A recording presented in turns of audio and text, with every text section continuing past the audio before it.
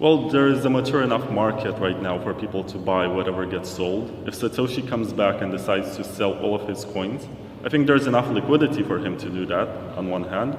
On the other hand, I believe there are enough people who believe in the currency enough to buy the currency at a discount after it gets sold en masse.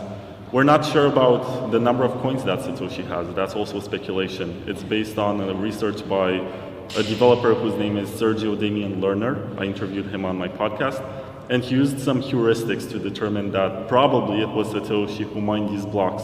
There is no absolute certainty, and there are also some people who claim that they're the ones that mined them.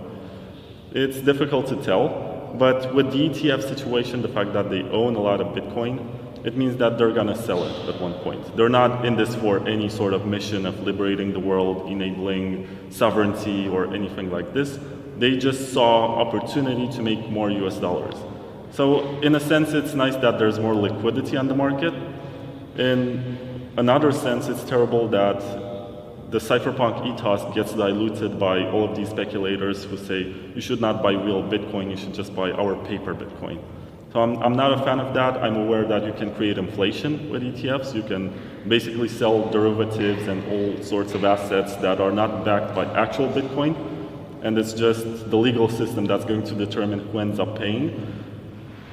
It is what it is. You can only control as much as you can. And what I recommend to people is to always buy real Bitcoin, which they can verify themselves with a valid node.